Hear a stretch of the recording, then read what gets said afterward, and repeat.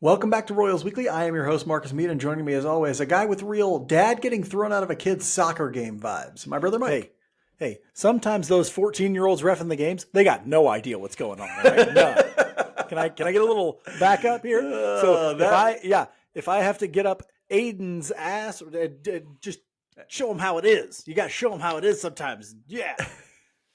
Yeah, what's funny is the way that I've seen that go down and off, the dad like looking for people to stand by him, like somebody does, like anyone in a 100-yard radius doesn't think he's a lunatic, right? Like, yeah. Man, who might have ownership of that title, and it usually isn't the dads. Actually, it's the moms. Oh. Wrestling. Oh yeah, wrestling. We've talked about this before. Can be insane. Yeah. It gets a little coached intense wrestling for there. 7 years, and I saw some moms just get after it.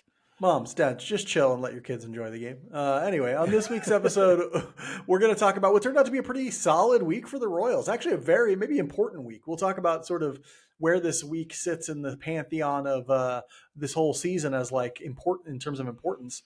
And then we'll talk a little bit about the Royals bullpen, which has looked a little bit stronger lately. And we're going to talk about it in terms of whether or not it's ready to make this playoff push and maybe even perform in the playoffs. And then we'll preview next week's games. But first, we have to remind you to subscribe to all the various things you can subscribe to for us. Most importantly, subscribe to the Royals Weekly Substack. We're putting out weekly, midweek episodes. As we get into the playoffs here, we're going to put out more content for the Substack Weekly Weirdos. And that's where you really want to be. It's $5 a month. You get an extra episode and at least one posting every week. I'm probably going to start digging into writing a little bit more for the Substack too, because my work has kind of calmed down a little bit. And so, yeah, you're going to be getting a lot of interesting stuff from us on Substack come playoff time. So make sure you subscribe to that. It's royalsweekly.substack.com. Make sure you're subscribed on Apple Podcasts, on YouTube, all those various things.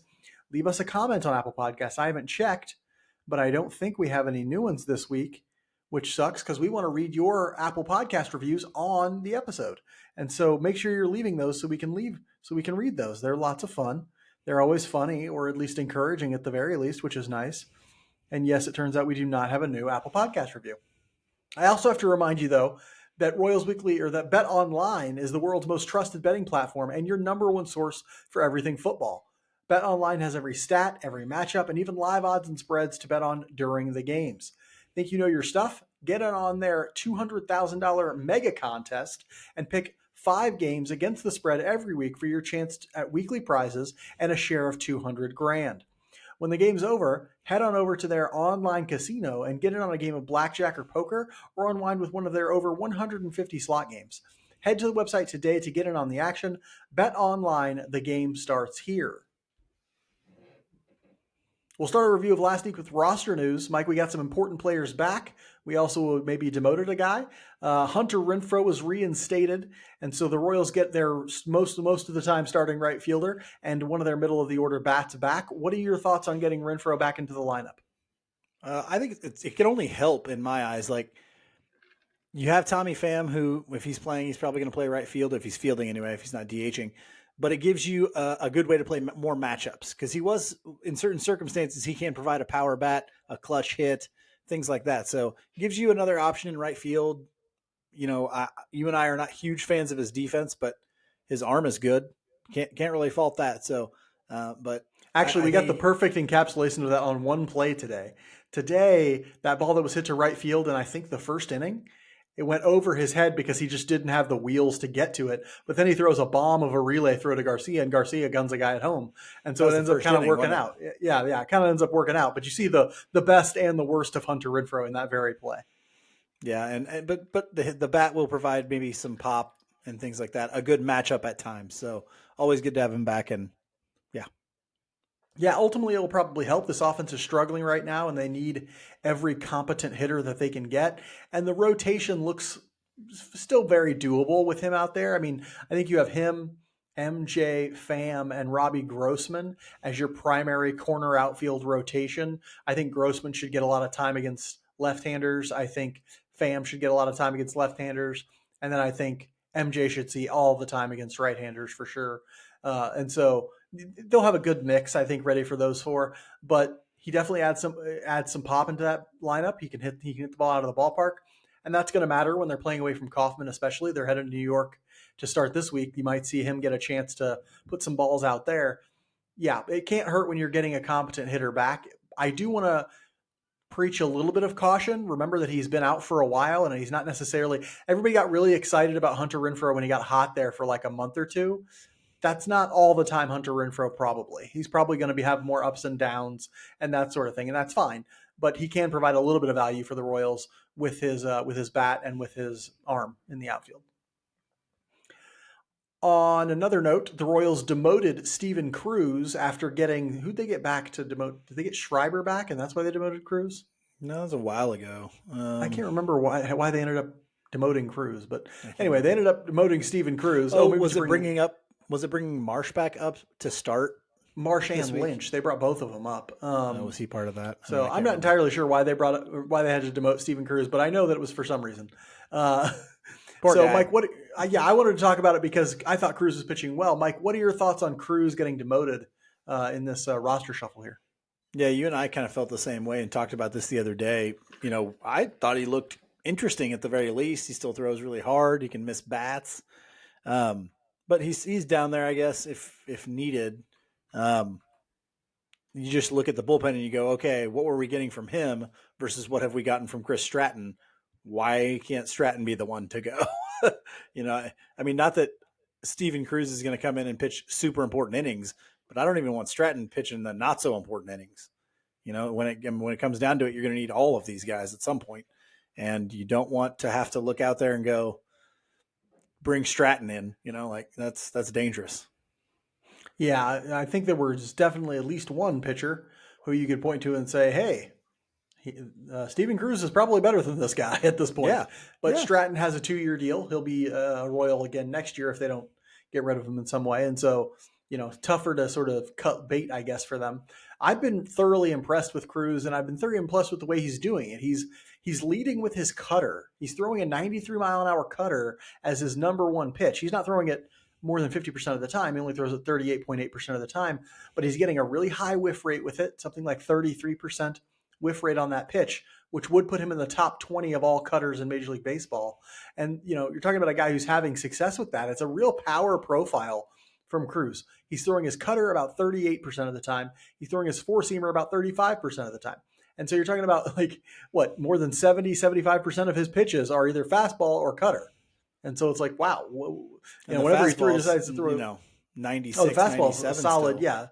Yeah, it's a solid fastball. To throw a cutter that hard too is pretty, you know, tough to hit. And so the fact that he's leading with that sort of power profile and then occasionally mixes in a slider, I think is really threw some hitters off. And he can actually be a force against, especially against some hitters who maybe don't handle velocity as well.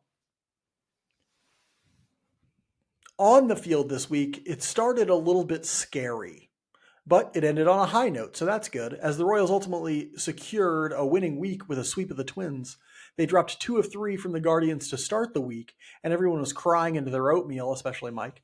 I don't know oatmeal. Okay, he was crying into his McDoubles or whatever he eats. That is closer, yes. But they got a much-needed day off. I thought that was really big for them this week, actually, was the day off. And then a sweep with the Twins right after that. Mike, how are you feeling now about the week, now that they've gotten that sweep and you finished all your McDoubles? Well, this might be a somewhat bold statement here, but I feel that's like what podcasting is for. Right? It's hot take. It's being bold. It doesn't matter if you're right about anything. It just matters that you're making headlines. That's right, baby. Okay. I think the Royals just secured a playoff spot. I think we're going to look back at this week or this series and go with the Twins and go, that's where they secured their playoff spot. That's where they were really at their best, is during that run. And so I'm hoping that that we can go in because we're coming off of the worst part of our schedule. We still have the Yankee series. That's going to be a tough one, but it gets easier to end in those last couple weeks. So I think they have a good chance now. I think we can relax a little bit, but I think we're going to find out a whole lot about this team in this stretch here.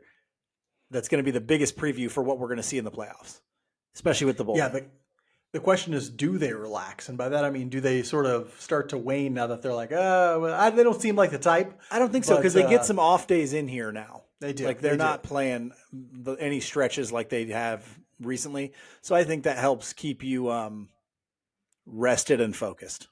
Yeah, and I think we talked about going into the stretch that they're about to leave. Once they play the Yankees, it's like then it's the Pirates, and then a couple other Nationals are teams. in there The somewhere. Nationals are in there. The Giants are in there, and they're not great. They're mid. A lot of teams that are either mid or below that even.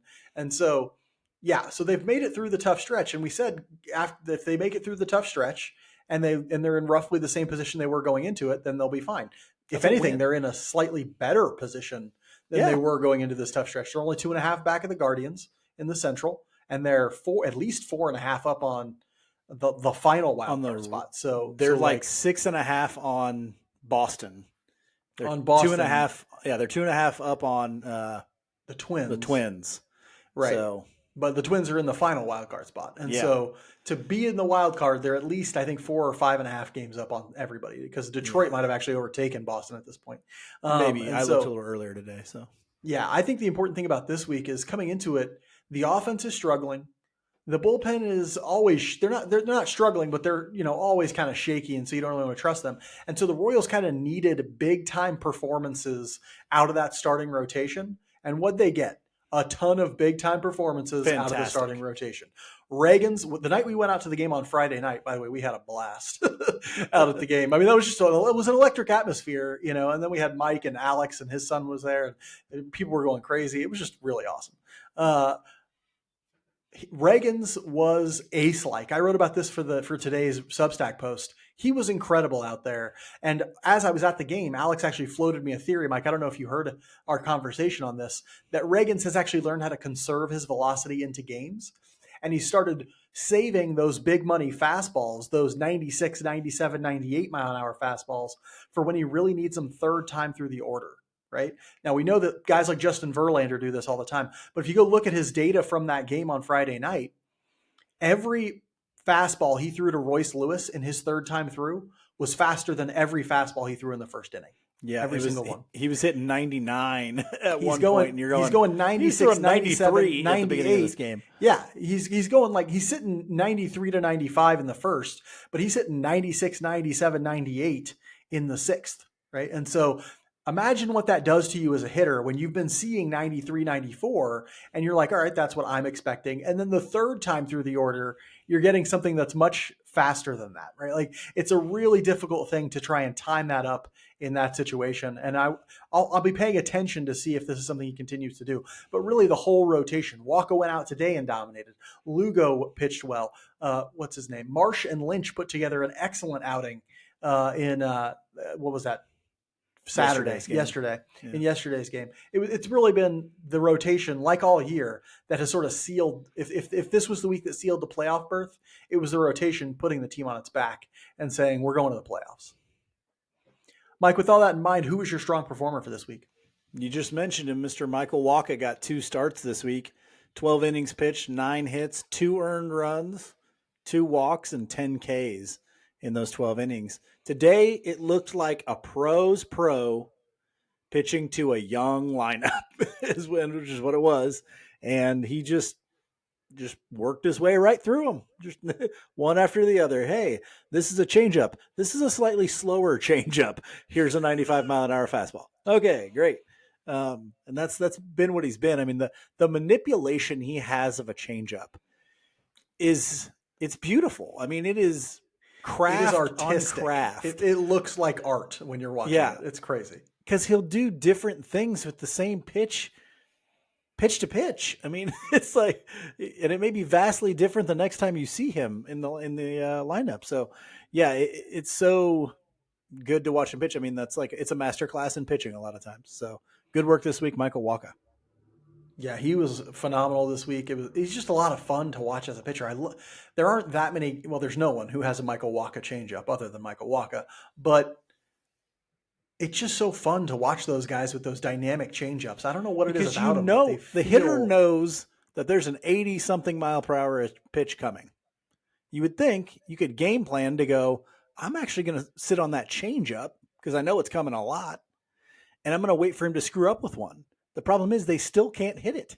Yeah, it's really tough, and it's a ton of fun to watch the guys look silly like that.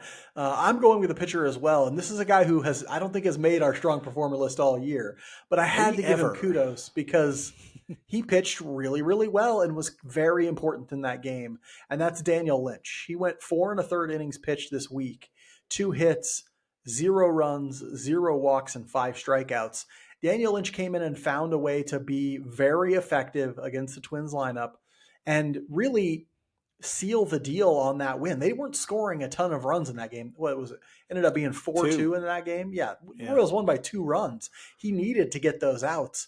They needed him to save the bullpen, and he came in and saved the bullpen. Because remember, the bullpen is at the back end of like a 15-day run without a day off. Oh no, they just got a day off right before that. But still, you're talking about they've played essentially 14 games in 14 days or something like that. It's been a lot of workload for the bullpen. He comes in, goes, what do you go, like 3 innings in that game? I I can't think remember. 3, yeah. Because And they just went to essentially, Ursig after him. yeah, just Ursic. He saved everyone else in that bullpen, and they could just come in and throw Daniel Lynch, and he was super effective. Does this mean he's going to be super effective? They should like put him in the rotation? Not necessarily, no. But be effective at what you are. Show us that you've made some growth, and then be effective for the role that you're going to be put in. That's all that really matters. And he was that for them this week, and that's important, I think.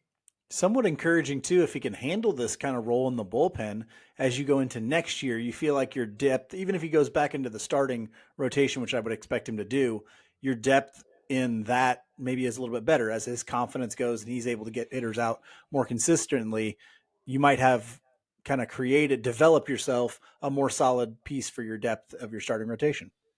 Well, I believe, I'm not 100% sure. I'd have to go check, but I believe they're going to have a decision to make with Daniel Lynch because Oh, he is probably out of options, I would imagine, after this year. And so if he is out of options, they'll have a decision to make with him that's like, is he going to stay in the bullpen as our swingman? Hey, I think that's not a bad role for him at all. And so if he ends up going into a situation next year where they're like, we're going to let you compete for a starting role, Lynch, and give him that line, and maybe you end up needing him because of injuries, or maybe he's super effective or something. I don't know, but at the very least, he's showing the Kansas City Royals front office that when he's put in a game, he can do something. He might have a chance to hold a lead close, or to keep a team in it when they're down 5, or when a guy gets hurt early in a game or something like that. So he's at least made himself much more relevant at this point, I think. Mike, not everybody was a straight up superstar this week. Who was your weak performer for this week? I went with Paul DeYoung this week because he has, for a while there, he was a very important offensive piece and very productive offensive piece for the Royals. But this week, he didn't do those things that we are accustomed to him doing since he got here. 2 for 15 with no extra base hits. Paul DeYoung's a power guy, and he had no extra base hits this week, 0 walks, which isn't that surprising, and 5 strikeouts. I will say this: when he first got here, one of the things that I kind of took note of was that he was taking some walks. So I'm wondering if he's pressing a little bit, needs to get back to being a little bit more patient, a little bit more selective, so that he can tap into that raw power that we know he has, and that good launch angle that he has. We know he has. Doesn't help a whole lot if you're not hitting it like that. So hopefully Paul DeYoung can come out of that. I'm sure he still hits a couple really big home runs for us before the season's over. Yeah, there's also this thing that happens sometimes when a guy's really hot. He starts getting overly aggressive because he's so hot. He's like, I can hit anything. I can do throw it to me. I'm swinging, and then that often turns on itself, and it becomes like, oh no, now I'm in a big slump. Yeah, my weak performer for this week is a guy who I'm sure he hasn't made our weak performer list. Well, maybe he has, but it would have been months and months and months ago, and that is Bobby Witt Jr. He went 5 for 22 this week with 2 doubles, 2 walks, and 1 strikeout. It was not a good week for One Bobby. strikeout? That can't be right. I'm pretty sure that's right. Go look. That can't be right. Maybe I got my He numbers struck wrong. out more than once. All right, Mike's looking that up, but I'm going to talk about how Bobby was not a great hitter this week. And what's interesting is they kind of need him. It's very clear when he and Salvi are not hitting how important they are to the offense, because this offense is struggling to score 2 runs here, 4 runs there, 5 runs there, and that sort of thing. When Tommy Pham is hitting, when some other guys in the lineup are hitting pretty well, Isbell's hitting okay, they're getting big hits, MJ's hitting all right. but they need Bobby Witt Jr. to be the engine in the middle of that lineup, and he just wasn't that this week. A lot of over aggression, a lot of swinging at pitches outside the strike zone. My preferred way for him to get out of this slump is to be more patient, but I know him. He's an aggressive guy. He likes to swing, and it's just as likely that he'll get out of it by swinging at pitches outside the strike zone, making contact with them, and blooping some singles, and before you know it, he's out of the slump. But I think there is something to be said for showing a little bit of patience there and working a couple walks and setting himself up for Salvador Perez to hopefully he starts hitting a little bit more and he can pick him up. You were right. One strikeout this week. For some reason, it felt like he struck out a bunch. I will say this, that double that he hit today in his last at bat, really good at bat. He worked the count really, really well and then got a pitch that he could pull a little bit and hit a double. I'm hoping that's like, okay, it's clicked now and he's back to being Bobby again. Me too. Mike, a lot of good vibes this week. What do you got for a theme for us? I went with a classic in a cinema film classic. You can't call this a movie. This is art. Okay. This is art. This is art. It's from that 90s classic Dumb and Dumber starring Jim Carrey and Jeff Daniels. Who is just so underrated at everything. As an actor and comedian. Actor, comedian. The guy is perfect at everything in my book. So it's just when I thought you couldn't get any dumber, you go and do something like this and totally redeem yourself. Okay. It's just a perfect line in that film and that piece of artwork. Okay. And that's what the Royals did to us this week. Just when I thought you were going to screw this whole thing up after that 7-game losing streak at one point this week. You come back and you sweep the Twins. Way to go, baby. Totally redeem yourself. Yes, that was great. That was a really good pick for this week for a theme. I think that fits perfectly. I've been waiting to use this one because it seems like such an obvious one, but I also love this line in this movie because the way it's delivered is kind of funny but also kind of poignant. It's very odd. It is from the baseball classic Bull Durham. And it's when Nuke Lelouch, played by Tim Robbins, is getting on the bus after they win, and Kevin Costner's character, Crash Davis, is sitting on the bus, and he sits down and he goes, "I love winning. It's like better than losing."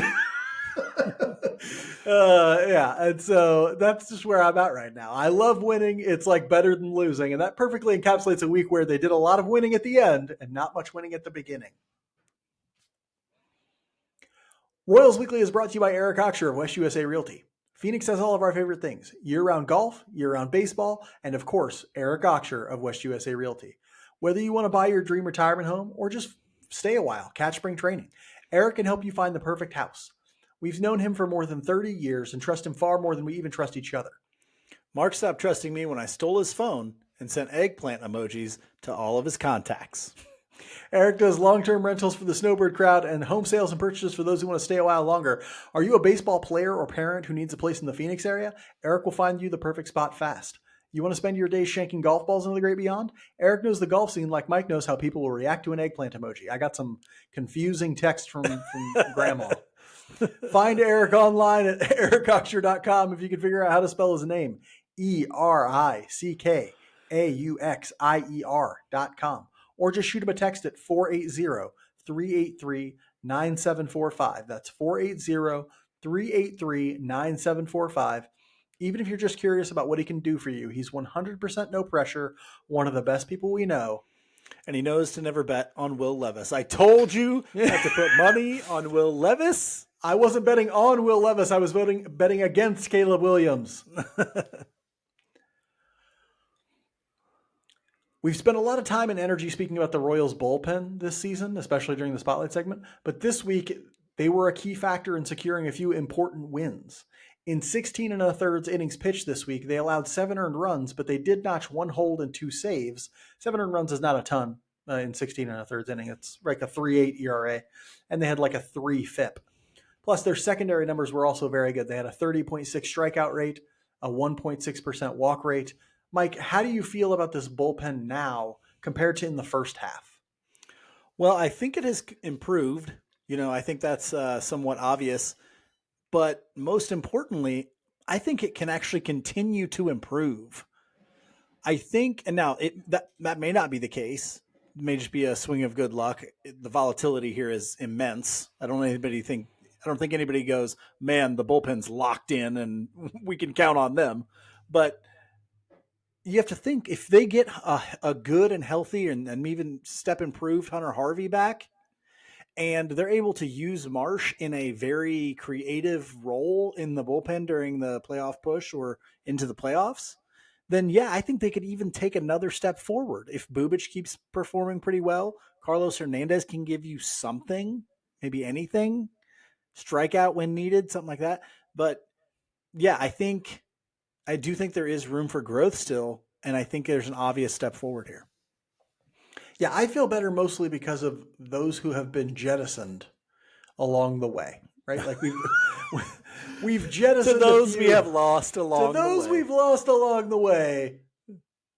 You weren't really lost. We intentionally got rid of you. It's not really losing somebody if we was like, bye, Bye. But, this bullpen no longer has Nick Anderson. This bullpen no longer has Will Smith. Although I guess he's injured. Those back spasms must be just killing him. So yeah, I get it. But we've addition by subtraction there, and then bringing in some guys like getting Chris Bubic back was huge. Obviously, Ursig huge. Sam Long finding him, like you found those three guys, and it's like night and day. Just think about this. Like to start the season, our ninth inning guy was Will Smith. Our eighth inning guy was Chris Stratton. Our seventh inning guy was Nick Anderson. Right, that was the top three relievers. And then it turned into Schreiber after that. And then it turned into Schreiber briefly, yeah. Right? Like, but now Sam Long, Chris Bubic, Lucas Ursig, those are the three-headed monster we got coming out of that bullpen. But so to think about the difference in those two is really incredible in my mind. But a lot of it is just we no longer have guys out there who just cannot strike anyone out. Well, and you have to also think we have still continued to get 6 innings consistently from our starters. And so you don't need a deep bullpen if you've got 3 or 4 or 5 guys you can really count on, and your starters can go 6 every day. Yes, that helps. Mike, the Royals have a firm grasp on a playoff spot right now. Do you think this bullpen can be an asset in this playoff push? An asset might be stretching it for me, because I do think they're still going to have to hit their bumps, man. I don't think the talent level is immense outside of really Lucas Ursig. Like, don't get me wrong, I like Bubic, but I think his profile still fits better in the starting rotation, assuming he can hold those velocity levels that we saw before the injury. But, it's definitely something that I think that you can – it's not going to be the travesty that it was for the first half of the season. I mean – it can't be that bad, right? The talent level has gone up. The strikeout ability, as you just mentioned, has gone way up. And so, yeah, I don't think you're going to see the travesty that you saw, but I wouldn't say you're going to go into the playoffs going, this is something we want to lean on as a way to win games like we did in 14 and 15. Yeah, they certainly can't try anything like that. But that's the weird thing. Because they were out after 5 and 14 and 15 like every day. Yeah. Every game. I think with Bubic, Long, and Ursig, I would call them assets. I would say that those three are assets in the bullpen at this point. But as a whole, you're probably right. I think MacArthur also works better in the role that he's in now, coming in like the 5th and 6th, trying to get some strikeouts there, even getting out of some bad situations sometimes there. But ultimately, this bullpen doesn't have that kind of talent that's like, wow, they're running 5-6 deep of dudes who you're scared of in any sort of way. I think anybody's probably scared of Ursig because he's really good and has really good stuff. Bubic, I think I put him pretty high. I think he's like effective, but not necessarily. He's not a flamethrower out of that bullpen or anything like that. It doesn't look orthodox. It's not like your orthodox high-powered bullpen, but it is a pretty effective bullpen, at least in that back 3. After that, things get a little more dicey. But you're not really going to a Chris Stratton unless you're down 6. And so it doesn't really matter that much. I want to get to this next question, especially because it's the one that really gets into my mind that I'm really thinking about. Bullpens are a larger part of the playoffs, because off days, there are more off days, so starters can rest a little bit more, bullpens can be rested more, but also managers are just quicker with the hook because they don't got to think long term. And so, Mike, do you think that this bullpen can hold up under the pressure of facing the best offenses in the playoffs? I still think that Q will have to be a little bit creative. And I think you're still going to mostly lean on the starters to go 6. It's not going to be a thing where you're like, oh, he's got 85 pitches and the heart of the order is coming up. Should we go to the bullpen? No. You're still going to Probably not. I mean, leave Seth if Lugo you had in a there, different you're gonna bullpen, go you to probably Michael would Wacha. try and do that. You would in the playoffs? Yes, you would. Yeah. For sure. Now, this is why I'm so curious about Alec Marsh because there's a time where I might think, well, if it's the 5th, you're at 85 pitches, the heart of the lineup's coming up again. Maybe we can put Marsh in there to get you 2 or 3 and be in a certain situation. And that's the deal. Like, it could be really creative with how they use him. That's why it's interesting to have him, because he can strike guys out. He can go multiple innings. Like, so I think Q's still gonna have to do that though. I still don't think you're going the quick hooks. I think you're gonna rely on Lugo. You're gonna rely on Reagans. You're gonna rely on Brady Singer, the guys who got you here. But I think the pressure's, I don't know. Ursig seems like he's fine. The others, who knows? Well, I asked that question not just because of the notion of the pressure of the playoffs, but people forget about the playoffs. Those are the best offenses. And, it's one thing for the Royals bullpen to go out and have a good week against the Twins and the Guardians, whose offenses aren't that good. Now, I say that both of those are playoff teams.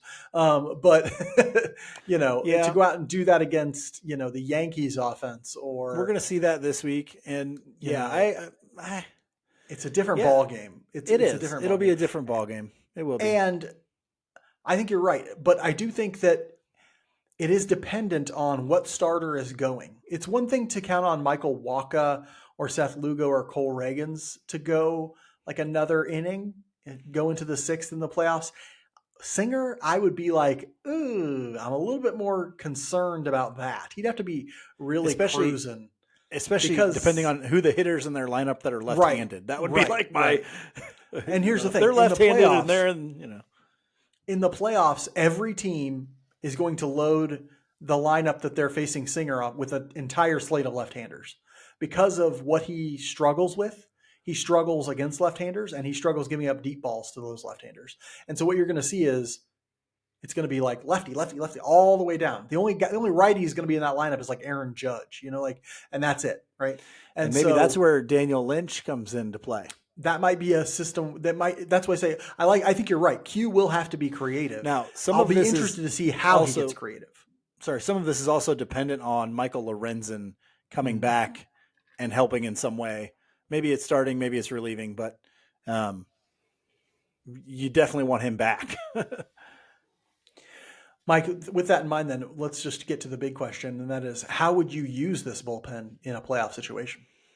Yeah, I think some of this is obvious. Ursig is going to get the highest leverage situations. Bubic is probably the next guy. Long, you mentioned him after that.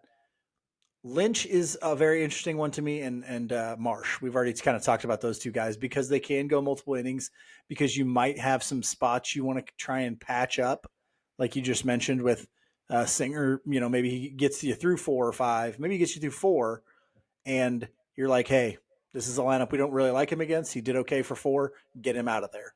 And Lynch comes in and helps out there. So I'm really looking for those kind of matchups. I think some of the other guys are situational. Carlos Hernandez will be, maybe you need a big strikeout to get out of an inning and the starter is just gassed. And there's 2 outs. You need a strikeout bad. And then Schreiber is, you need a ground ball bad. Or these other guys pitched yesterday and we've got to get through some innings. Schreiber comes in. So I don't, I don't see a real spot for Stratton unless you say like, you're down huge. Here's the thing. I didn't hear you mention the name Chris Stratton in there. What's I did there at the end. If you're down huge. Oh, if you're down huge? Okay. So, But here's the thing. You're running into a numbers problem, right? Which is that you've got just the number of relievers you named might have been more than 8. And so I'm wondering, who are you keeping in this bullpen? Like, You mentioned Hernandez, you mentioned Lynch, you mentioned Marsh, Ursig, Bubich, Long, Oh yeah, I forgot. You got to get rid of one because of Stratton, expanded rosters. Schreiber. Well, that's easy. If I have to choose, I'm getting rid of Stratton. Okay, I was just curious That's about that easy. because okay, I was just curious. Who do I think Uh, they will get rid of? I think they would probably send Lynch down. Interesting. I Yeah, think. that's probably the case. I agree with you on that one. Although it's tough. It's tough to know if it would be him. It would probably be him because they have Long and Bubich as two lefties in the bullpen already. You know, Yeah, but uh, he gives you some versatility a little he bit. You does. know, He does. I mean, you're against your own point here. You just said they that's would true. send him down. I think they will. Yeah, I wouldn't.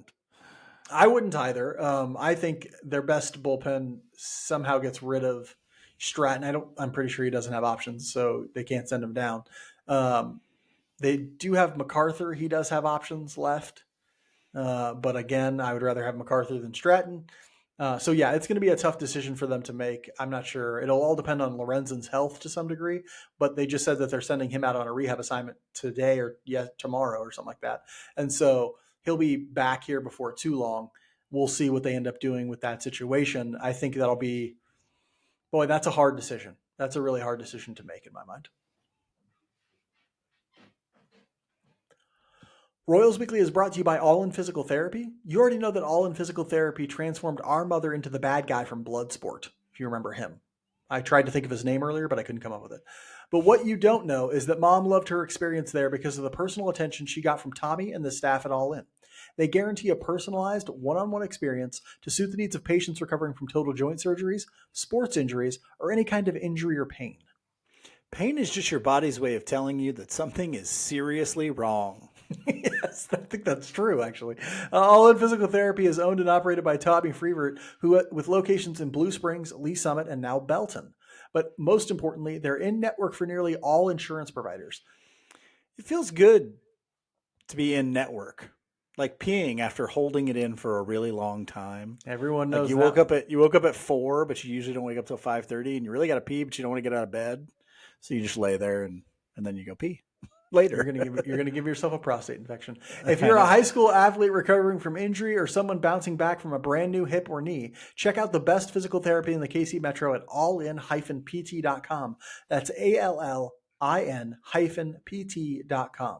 Or give them a call at 816-427-5300. That's 816-427-5300.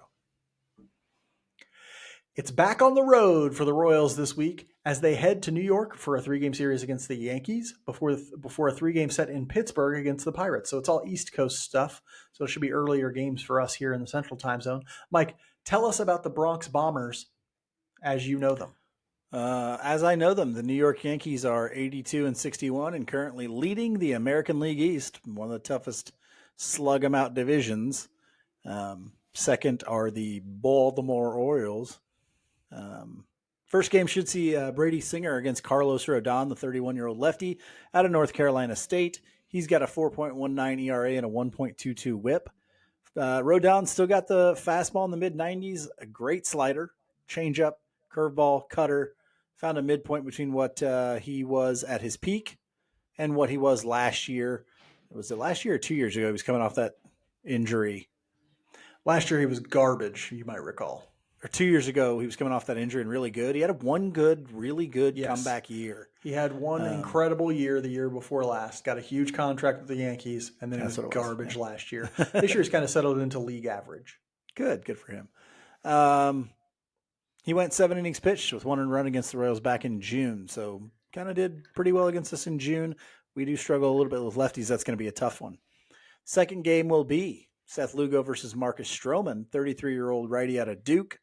4.03 ERA, 1.42 WHIP. He's in a similar veteran-like situation. He's just settled into some mediocre pitching and kind of bounces around doing that.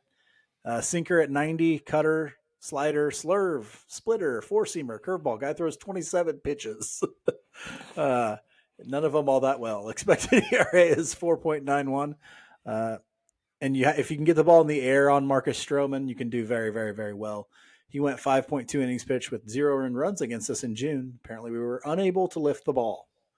Ground balls are his trade. Yeah, he loves them. Been around for a long time. In the third game, it'll be Cole Reagan's day versus Luis Gil, 26-year-old righty out of the Dominican Republic, a 3.24 ERA and a 1.16 whip. He's got a 96, 97 mile per hour fastball, a changeup, and a slider. Very good stuff. He walks a lot of guys. We got to be patient, but he can definitely get the strikeout as well. So After the Yankees, the Royals head to Pittsburgh to, do a Yins things. Yinzers, that's what they call them in Pittsburgh. are you kidding? Yeah, what no, they I'm not actually call joking. them? Riggs is from the Pittsburgh area. My partner Riggs is from the Pittsburgh area, and they're like, "Hey Yins, hey, you're a Yinzer." That's what they say to each other. I have no clue what it means. That I have is no so idea what's messed going up. on. I don't know. Yeah, it's a weird place full of weird people. Pittsburgh is 67 and 76, which puts them last in the NL Central. So this is the start of the easier portion as they end. They're out of the hard portion with the Pirates here. Their offense is 27th in the league with an 86 weighted runs created plus. They're getting good years from Brian Reynolds and O'Neill Cruz, but the rest of the lineup is either mid or awful. On the pitching side, they have a 4.20 ERA as a team, which is good for 20th in Major League Baseball. Obviously, Paul Skeens is the headliner there. He's got a 2.13 ERA, phenomenal pitching prospect. Not even really a prospect anymore, I guess. He's just so solidified, and he was an all-star this year. This is his rookie season. He is amazing. They also have Mitch Keller. last year. Drafted last year. That's how good he is. Mitch Keller and Jared Jones are also having good years in their rotation with the ERAs under 4. The rotation is the strength of their pitching. Their bullpen is a little bit more spotty, but their offense and their bullpen are not very good. And so hopefully the Royals can grab some wins out there in Pittsburgh. Yins. We'll end this week's episode like we end every episode with the Just About Outside segment where we talk about something that's interesting to us outside the world of baseball. Mike, you have a life worthy of a Steven Spielberg movie. What happened to you last week? My life is worthy of a Spielberg movie. It's interesting. It's flashy. There's explosions. It's awesome.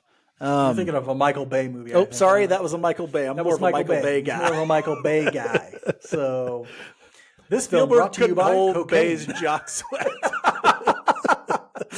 Oh, that's hilarious. Yeah, I said it. Sorry, Steven Spielberg. The Wikipedia wormhole. That's what I found myself in a Wikipedia wormhole today. I'm sure we've all been in those. You look up something, which leads you to something else, which leads you to something else, which leads you to something else. And I started thinking, like, my gosh, this is a fantastic place to be. The fact that this concept even exists is so awesome to me. Like, there's a place you can go and, for the most part, learn stuff you never knew and connect you to other things you never knew. Like when we were kids and you had to go look up something, you looked it up in an encyclopedia and that didn't take you anywhere else. You just put the book down after that. Now you can get lost in this thing. I learned so much about Drew Carey today. Remember the Drew Carey show? I do. Did you know he was in the Marines? I did, because I've followed him the same Wikipedia. Okay. He's like, I found a picture of him. He was an Adonis. Yeah. This man was classically good looking. Did you find out that he is a big fan of going to EDM festivals? I read a little something about that. Yeah. I was like, interesting. He goes to a lot of electronic dance music festivals, which you wouldn't think if you looked at Drew Carey. You wouldn't be like, this dude is raving all night long. But he loves to. That's what he loves to do. I wouldn't have pegged him as a Marine or anything like that either. But he's an eclectic dude. Just many layers. Interesting to that guy. Fact guy. All right, so this is my ode to the Wikipedia wormhole. I love it. Love spending my time doing that. It's great. It's better than the YouTube wormhole, in my opinion, because it's scary on the YouTube. The YouTube wormhole somehow always ends in Nazis. How does that happen? Like, why does it always go to Nazis? Why is that a thing? But anyway, I digress. I'm talking about a room. Thanks of to our one's YouTube own. followers. Thank you to our YouTube followers. Please don't be Nazis. I'm talking about a concept, but it's also, I chose the concept because it's the title of a book by Virginia Woolf, a book that I really do not like, from a writer I really do not like, but it's a cool idea.